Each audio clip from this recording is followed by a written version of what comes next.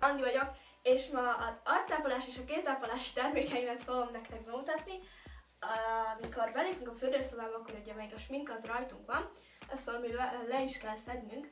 Ezt pedig a Rossmannnak az egyik sminklemosójával szoktam végezni, ami elég gyógyszertárias illatú, de nagyon jól leszedi a sminket. Kétfázisú, ezért össze kell ráznunk, és úgy kell felvinnünk az arcunkra. Ennyi lenne. Ezután egy mélyen ható, mélyen tisztító arctisztítóval leszoktam mosni az arcom. Ez pedig a Neutrogena-nek a Prim Grapefruit is illatosítású arclemosója. Ezt úgy kell használnunk, hogy még a meglévő nedves arcra felviszünk egy borsonyi mennyiséget, eloszlatjuk, aztán várunk még kicsit, majd lemossuk. Azután jöhet a Clean & Clear-nek az arctonikja, ami hűsítő hatású. Ezt pedig úgy kell, hogy egy vattakoromra vagy egy vattapamacsra lötyintünk párat, fölvisszük és kész. Ezután, mivel ilyen rosszakra volt kitéve az arcunk, fölviszünk rá egy hidratáló krémet. Ez pedig a Himalaya Hairpress-nek az egyik hidratáló kréme, ami 100%-ban növényi hozzávalókat tartalmaz, így néz ki.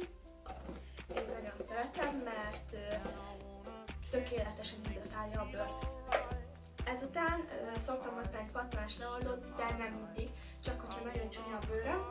Ezt pedig úgy kell használnunk, hogy a szép kis ecsetes végével bepöttyögtetjük az arcunkat. Este ebben alszunk, másnap lemossuk, ez pedig az Essence Burst Skin-nek a pattanás leoldója. A kézápolás pedig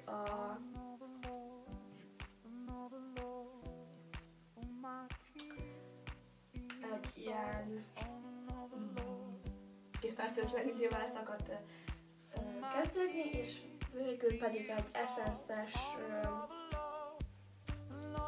24 órán ható készkrémmel végződik, és ennyi.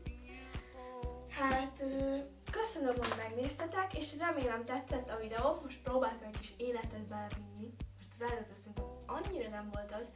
Szóval köszönöm, hogy megnéztetek, és hogyha tetszett, akkor lájkoljatok, iratkozzatok fel, kérdezzetek a termékekről kommentben, vagy akármiről kérdezzetek kommentben, és még mindig szeretnék ismer meg jobban tett videót készíteni, szóval ahhoz is írhattok még kérdéseket. Ennyi lenne, és még egyszer köszönöm, hogy megnéztek, sziasztok!